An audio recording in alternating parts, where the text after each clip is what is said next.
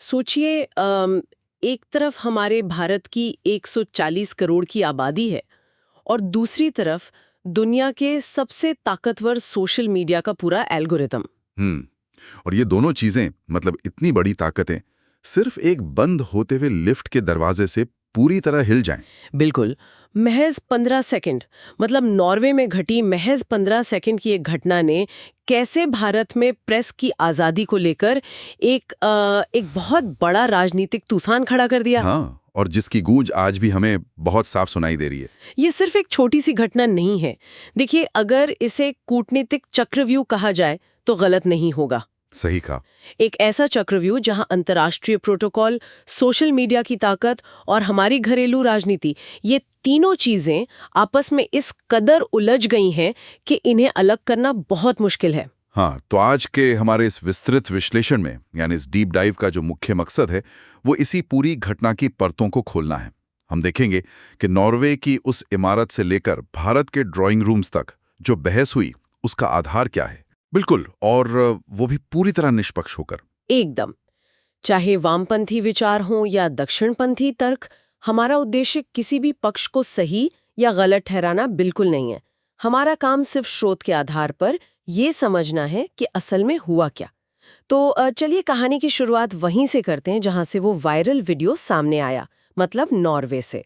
तो नॉर्वे की राजधानी ऑस्लो, एक बहुत ही औपचारिक मतलब काफी नपातुला सा माहौल है वहाँ। भारत के प्रधानमंत्री वहाँ एक राजनयिक दौरे पर हैं। एक आधिकारिक जॉइंट स्टेटमेंट यानी जो संयुक्त बयान होता है वो खत्म होता है। दोनों देशों के नेता वहाँ मौजूद हैं और तभी नॉर्वे की एक महिला पत्रकार हैं जिनका नाम हिली लिंग है। हाँ, हिली लिंग। वो प्रधानमंत्री से एकदम सीधा एक सवाल पूछ लेती हैं। सवाल था कि आप दुनिया की सबसे आजाद मीडिया के कुछ सवाल क्यों नहीं लेते। अरे बाप रे, सीधा सवाल, और यहीं से वो अनस्क्रिप्टेड यानी बिना तय की गई स्क्रिप्ट वाला ड्रामा शुरू हो जाता है। बिल्कुल। वीडियो में साफ दिखता है कि प्रधानमंत्री बिना कोई जवाब दिए आगे बढ़ जाते हैं, लेकिन जो पत्रकार हैं हेली लिंग, वो पीछे हटने वालों में से नहीं थी। हाँ, वो उनका पीछा करते हुए सीधा लिफ्ट तक जाती हैं। माइक आगे है, सवाल अभी भी हवा में है और वो कुछ और पूछने की कोशिश कर ही रही होती है कि तभी लिफ्ट के दरवाजे बंद हो जाते हैं और दृश्य खत्म। देखने में तो ये सिर्फ एक बंद होता हुआ दरवाजा है, लेकिन अगर हम डिजिटल दुनिया की बात करें तो ये एक ऐसा ट्रिगर था जिसने एक बहुत बड़े विस्फोट को जन्म दे दिया। और वो विस्फोट असल में डेटा के रूप में सामने आया। जब हम इस घटना के डिजिटल फुटप्रिंट को देखते हैं ना, तो आंकड़े सच में बहुत हैरान कर देते हैं। हाँ, बहुत अजीब आंकड़े थे वो। मतलब हेली लिंग के एक्स अकाउंट पर, जिसे पहले ट्विटर कहते थे, रातों रात फॉलोअर्स की एक सुनामी आ गई।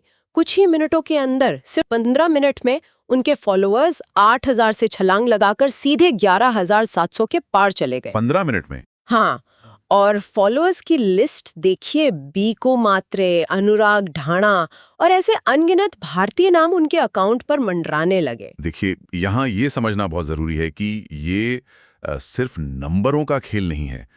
ये साफ दिखाता है कि आज की अटेंशन इकोनॉमी यानी ध्यान खींचने की जो अर्थव्यवस्था है जी, वो कैसे काम करती है। कैसे? मतलब हेलेन कोई बहुत बड़ी इंटरनेट सेलिब्रिटी तो थी नहीं जो हर रोज वायरल कंटेंट बनाती हो। सही बात है। साल 2024 में किए गए उनके एक आखिरी पोस्ट पर बमुश्किल 65 लाइक्स आए थे।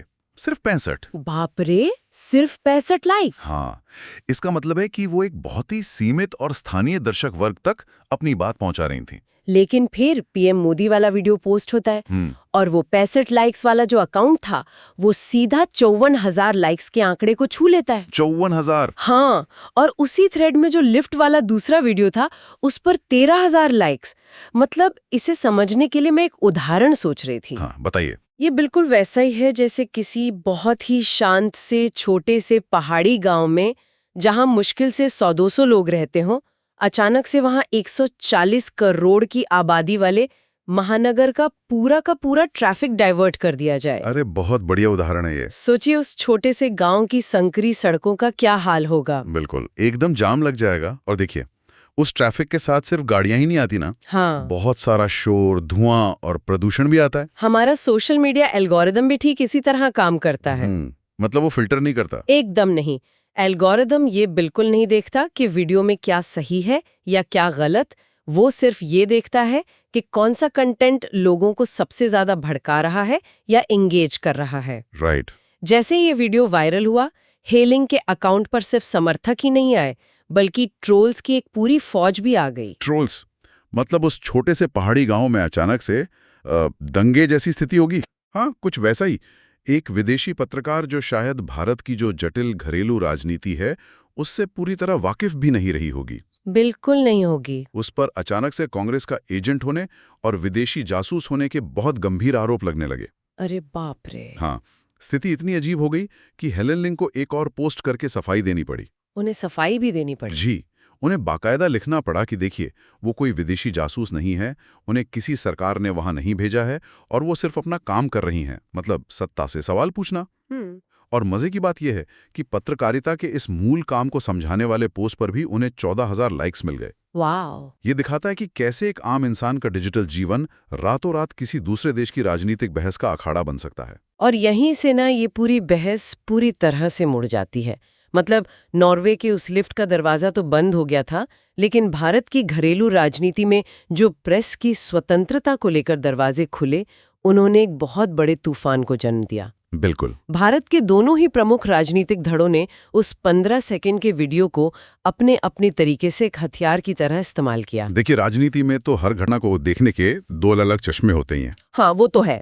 अगर हम सत्ता पक्ष यानी बीजेपी और उनके जो समर्थक हैं उनके तर्कों का निष्पक्ष विश्लेषण करें तो वे इस पूरी घटना को शिष्टाचार और कूटनीतिक मर्यादा के चश्मे से देखते हैं, मतलब प्रोटोकॉल के नजरिए से। हाँ, उनका बहुत स्पष्ट तर्क है कि जब दो देशों के बीच कोई औपचारिक राजनयिक कार्यक्रम हो रहा हो तो वहां इस तरह से पीछे पड़कर सवाल पूछना असभ्य है।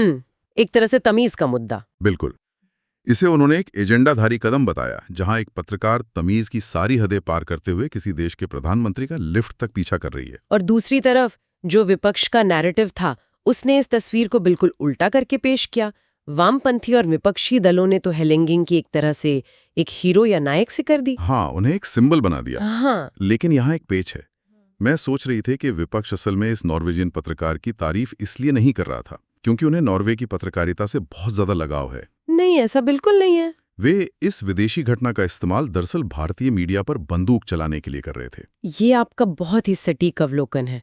विपक्ष ने इसे एक तरह का प्रॉक्सी वॉर या छद्म युद्ध बना दिया। छद्म युद्ध मतलब कैसे? मतलब कांग्रेस ने इस घटना का सीधा इस्तेमाल जो घरेलू भारतीय मीडिया है उस पर तंज कसने के लिए किया, जिसे वे अक्सर गोदी मीडिया कहते हैं। अच्छा, हाँ। उन्होंने तुलना करते हुए कहा कि एक तरफ देखिए वो विदेशी पत्रकार है जो सत्ता से मुश्किल सवाल पूछ रही है, और दूसरी तरफ भारतीय मीडिया है जो ये पूछती है कि नेता बंटवा रखते हैं या नहीं, या आम काट कर खाते हैं या चूस कर। ओह हाँ, वो आम वाला इंटरव्यू तो काफी चर्चा में रहा था। और इसी कड़ी में आरजेडी की जो प्रियंका भारती हैं, उनका एक बहुत ही तीखा बयान सामने आया था स्रोत में। हाँ, उनका ट्वीट काफी वायरल हुआ था। उन्होंने सिर्फ तंज नहीं कसा, बल्कि एक बहुत ही ठोस आंकड़ा लोगों के सामने रख दिया। कौन सा आंकड़ा? उन्होंने कहा कि भारत का जो प्रेस फ्रीडम इंडेक्स है वो 151वें स्थान से खिसककर 157वें स्थान पर आ गया है। 157।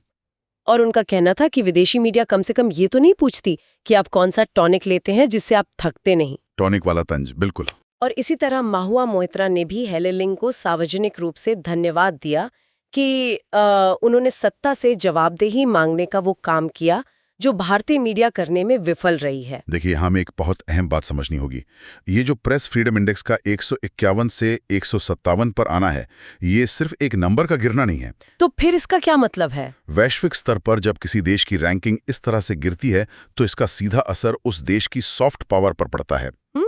यह इंडेक्स तय करता है कि जो पूरा अंतर्राष्ट्रीय समुदाय है वो उस देश के लोकतांत्रिक स्वास्थ्य को किस तरह से देख रहा है। प्रियंका भारती का इस आंकड़े का जिक्र करना यह दिखाता है कि विपक्ष इस अंतर्राष्ट्रीय सूचकांक का इस्तेमाल घरेलू असंतोष को प्रमाणित करने के लिए कर रहा है।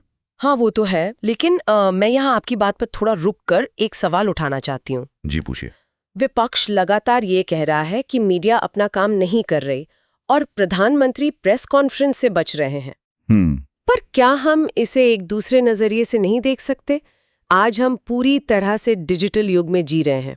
बिल्कुल। एक नेता के पास सोशल मीडिया है, रेडियो ब्रॉडकास्ट है और करोड़ों लोगों तक सीधी पहुंच का साधन है। एकदम सही कह रही हैं आप। तो क्या ये संभव नहीं है कि जो पारंपरिक प्रेस कॉन्फ्रेंस का कॉन्सेप्ट था वही अब पुराना हो गया हो? ये एक बहुत ही दिलचस्प एंगल है। मतलब क्या ये नहीं हो सकता कि पारंपरिक मीडिया सिर्फ इसलिए इतनी नाराज है क्योंकि उसने सत्ता और जनता के बीच जो गेटकीपर या बिचौलिए का अपना पुराना रुतबा था वो अब खो दिया है। ये एक बहुत ही तार्किक और मजबूत सवाल है। देखिए, राजनीति में जनसंचार के जो तरीके हैं वो हमेशा से बदलते रहे। हाँ, बिना प्रेस कॉन्फ्रेंस किए सीधे जनता से जुड़ना, चाहे वो रेडियो के जरिए हो या सोशल मीडिया के जरिए, आज के दौर में ये पॉलिटिकल पीआर की एक बहुत ही प्रभावी रणनीति बन चुकी है। बिल्कुल सीधे बात करना। इससे नेता का अपने संदेश पर पूरा नियंत्रण रहता है। कोई अप्रत्याशित सवाल नहीं पूछेगा, कोई असहज करने वाली स्थिति पैदा नहीं होगी। सब कुछ एकदम तयशुदा। हाँ, सब कुछ एक बहुत ही अच्छी तरह से निर्देशित फिल्म की तरह चलता है। तो फिर इसमें समस्या कहाँ आ रही है? अगर सीधे संवाद से काम चल रहा है और लोग सुन भी रहे हैं, तो विपक्ष और अंतर्राष्ट्रीय मीडिया इस पर इतना हंगामा क्यों कर रहे हैं? देखिए, समस्या तब आती है जब पीआर और पत्रकारिता के बीच की लकीर धुंधली होने लगती है। मतलब पीआर एक मोनोलॉग है, एक तरफा संवाद। आप सिर्फ वही सुनते हैं जो नेता आपको सुनाना चाहता है। अच्छा, जबकि पत्रकारिता एक डायलॉग है, एक दो तरफा बातचीत है, जहां जनता की ओर से अप्रत्याशित और मुश्किल सवाल पूछे जाते हैं। हाँ, जो कि बहुत जरूरी है। बिल्कुल, जब एक नेता लगातार मीडिया को बाईपास करके सीधे संवाद करता है, तो भले ही वो घरेलू राजनीति में अपनी एक बहुत मजबूत छवि बना ले, लेकिन लोकतांत्रिक व्यवस्था में जवाबदेही का जो एक बहुत बुनियादी ढांचा होता है वो कमजोर पड़ने लगता है। ये बात तो है। और यही वो जगह है जहां से ये पूरी बहस हमारी घरेलू राजनीति की सीमाओं को लांघकर अंतर्राष्ट्रीय कूटनीति के मैदान में प्रवेश कर जाती है। और यहीं से हमारे इस डीप डाइव का सबसे अहम हिस्सा शुरू होता है, ग्लोबल इमेज, यानी वैश्विक मंच पर एक देश और उसके नेता की छवि कैसी है। बिल्कुल, क्योंकि बात जब देश की सीमाओं के पार जाती है ना, तो उसके मायने और उसके नियम दोनों बदल जाते हैं। एकदम बदल जाते हैं। ये अब सिर्फ एक घरेलू बहस नहीं रह गई थी, ये सीधे तौर पर अंतर्राष्ट्रीय मंचों पर कूटनीतिक प्रोटोकॉल का एक बहुत बड़ा मुद्दा बन गई थी। देखिए, कूटनीति की जो दुनिया है वो पूरी तरह से प्रतीकों और स्थापित परंपराओं पर चलती है। किसी भी राजनयिक दौरे या बड़े अंतर्राष्ट्रीय शिखर सम्मेलन में एक संयुक्त प्रेस कॉन्फ्रेंस करना सिर्फ एक रस्म नहीं होती। तो क्या होता है? ये इस बात का एक बहुत बड़ा प्रतीक होती है कि दो संप्रभु देश एक साथ खड़े होकर पूरी पारदर्शिता के साथ दुनिया के सवालों का सामना करने के लिए तैयार हैं। और जब इसी प्रोटोकॉल का पालन नहीं होता तो कैसी प्रतिक्रियाएं आती हैं, ये हमने स्रोत में देखा। बहुत तीखी प्रतिक्रियाएं आई। हाँ, राजनीतिक हस्तियों जैसे रोहिणी आचार्य ने तो इसे सीधे तौर पर इंटरनेशनल बेइज्जती तक का नाम दे दिया। हाँ, और दिलचस्प बात यह है कि मशहूर यूट्यूबर ध्रुव राठी के विश्लेषण में भी हमें इन्हीं शब्दों की गूंज सुनाई दी थी। बिल्कुल, रोहिणी आचार्य का तर्क ये था कि 2014 के बाद से प्रधानमंत्री ने कोई खुली और अनस्क्रिप्टेड प्रेस कॉन्फ्रेंस नहीं की है।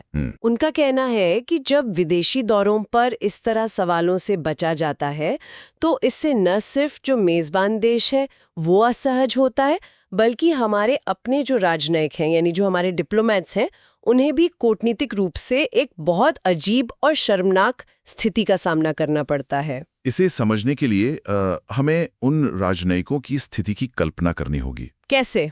चलिए इसे एक और उदाहरण से समझते हैं। मान लीजिए आप एक बहुत ही प्रतिष्ठित अंतर्राष्ट्रीय डिबेट क्लब के खास मेहमान हैं। अच्छा। अब उस क्लब का एक स्थापित नियम है कि हर वक्ता को अपना भाषण देने के बाद हॉल में मौजूद अन्य सदस्यों के कुछ सवालों के जवाब देने होंगे। ठीक है।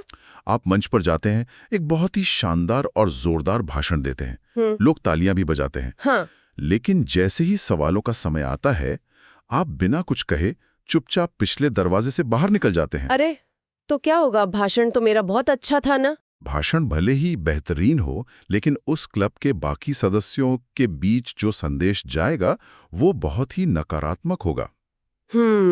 मतलब वो सोचेंगे कि मैं सवालों से डर गई। बिल्कुल, वे इसे विश्वास की कमी या पारदर्शिता के उल्लंघन के तौर पर देखेंगे। कूटनीति में भी ठीक ऐसा ही होता है। अच्छा। पश्चिमी लोकतांत्रिक देशों में मीडिया को जवाब देना एक बहुत ही बुनियादी मूल्य माना जाता है। जब कोई वैश्विक नेता इससे बचता है तो विदेशी मीडिया और वहां की सरकारें इसे एक अलग ही थोड़े शक की नजरिए से देखती हैं। और इसी नजरिए पर तंज कसते हुए सागरिका घोष का वो बयान भी सामने आया था। हाँ, उन्होंने क्या कहा था? उन्होंने कहा कि बिना सवालों के जो ये पीआर तस्वीरें और वीडियो दुनिया के सामने रखे जाते हैं, वे अब फर्जी और बेहद बनावटी लगने लगे हैं। फर्जी लगने लगे हैं। उन्होंने तो यहां तक कह दिया कि अगर बिना तय स्क्रिप्ट के बात करना इतना ही मुश्किल है तो नेताओं को घर से काम यानी वर्क फ्रॉम होम करना चाहिए और ऐसे लोकतांत्रिक देशों की आधिकारिक यात्राओं से बचना चाहिए। बाप रे, वर्क फ्रॉम होम।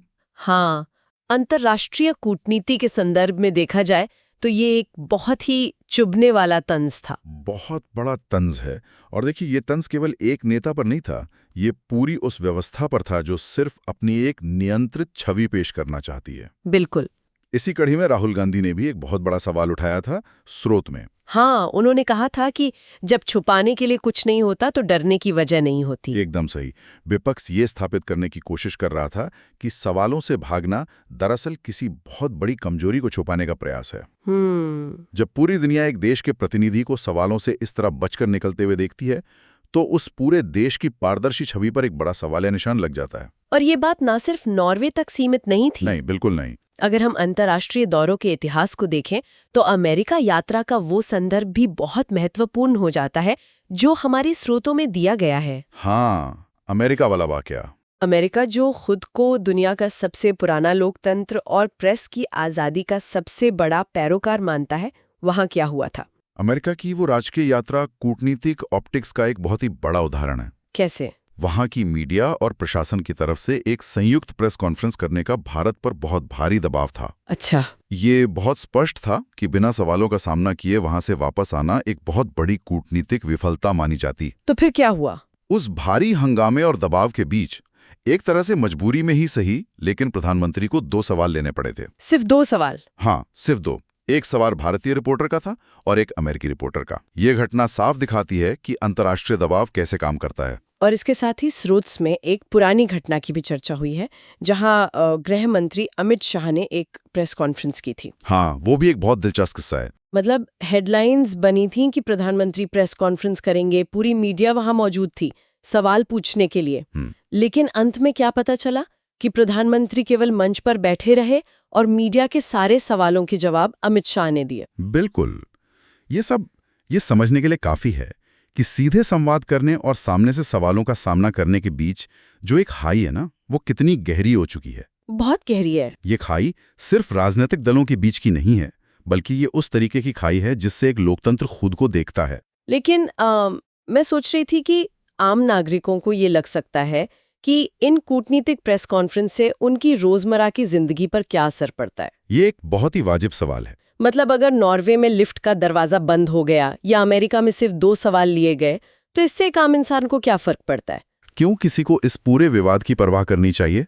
देखिए, क्योंकि अंतर्राष्ट्रीय छवि या जो ग्लोबल ऑप्टिक्स है वो शून्य में काम नहीं करते। मतलब जब विदेशी निवेशक, बड़ी अंतर्राष्ट्रीय संस्थाएं और हमारे वैश्विक सहयोगी ये देखते हैं कि किसी देश का नेतृत्व मुश्किल सवालों का सामना करने से बच रहा है, तो वे उस देश की संस्थागत मजबूती और पारदर्शिता का आकलन करते हैं। तो इसका सीधा असर निवेश पर पड़ता है। बिल्कुल। ये सीधे तौर पर विदेशी निवेश, अंतर्राष्ट्रीय संधियां और यहां तक कि आम नागरिकों के लिए जो वैश्विक वीजा नीतियां होती हैं, उन तक को प्रभावित कर सकता है। बाप रे। जब आपकी सॉफ्ट पावर कमजोर होती है ना, तो वैश्विक पटल पर सौदेबाजी करने की जो आपकी ताकत है, वो भी कम हो जाती है। तो अगर हम आज के इस पूरे डीप डाइव के सभी धागों को एक साथ समेटने की कोशिश करें तो तस्वीर बहुत साफ लेकिन बहुत ही जटिल नजर आती है। बिल्कुल। हमने अपनी चर्चा की शुरुआत नॉर्वे की एक इमारत में एक लिफ्ट के पास घटी महज 15 सेकंड की घटना से की थी। हाँ। और परत दर परत हमने ये समझा कि ये घटना सिर्फ एक बंद होते दरवाजे के बारे में तो कभी थी ही नहीं। सबसे पहला है डिजिटल दुनिया का गणित। भारत की 140 करोड़ की जो विशाल डिजिटल आबादी है, उसके पास आज वो ताकत है जो दुनिया के किसी भी कोने में बैठे एक अनजान व्यक्ति के सोशल मीडिया अकाउंट को कुछ ही मिनटों में एक अंतरराष्ट्रीय युद्ध के मैदान में बदल सकती है।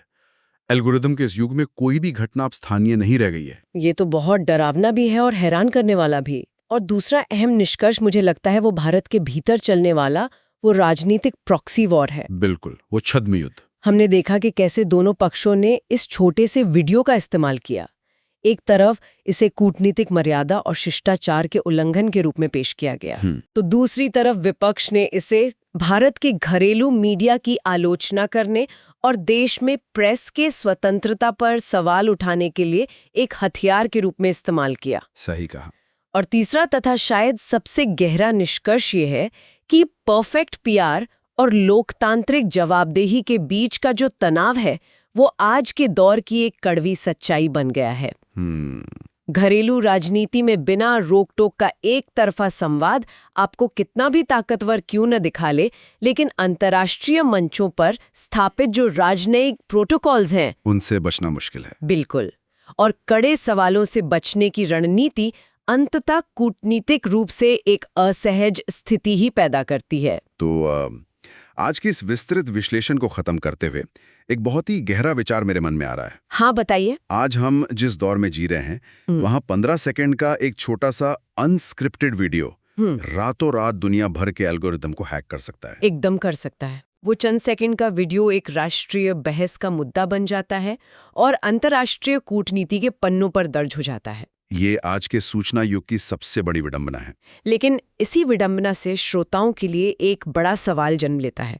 ये सोचने वाली बात है कि क्या आज के समय में हमारा राजनीतिक विमर्श वाकई में गंभीर, बुनियादी और देश के दिशा तय करने वाले मुद्दों पर हो रहा है? बहुत गहरा सवाल है। या फिर हम सब, मतलब पूरी दुनिया, बस किसी परफेक्ट फोटोग्राफ के खराब होने का इंतजार कर रहे हैं? क्या हमारी पूरी राजनीति सिर्फ उन बंद होते लिफ्ट के दरवाजों के तमाशे, उस पर मिलने वाले लाइक्स, फॉलोअर्स की गिनती और एल्गोरिदम द्वारा परोसे गए गुस्से में उलझकर रह गई है, जबकि जो असली और महत्वपूर्ण मुद्दे हैं वे हमेशा के लिए उस लिफ्ट के बंद दरवाजों के पीछे ही छूट गए हैं? ये एक ऐसा सवाल है जिसका कोई आसान जवाब नहीं है, लेकिन ये सवाल हम सभी को खुद से पूछना बहुत जरूरी है। बिल्कुल। ये एक ऐसा विचार है जिसे श्रोताओं को अगली बार अपना सोशल मीडिया फीड स्क्रॉल करते हुए या किसी भी वायरल वीडियो पर अपनी राय बनाते हुए अपने मन में जरूर रखना चाहिए। आज के इस डीप डाइव में बस इतना ही।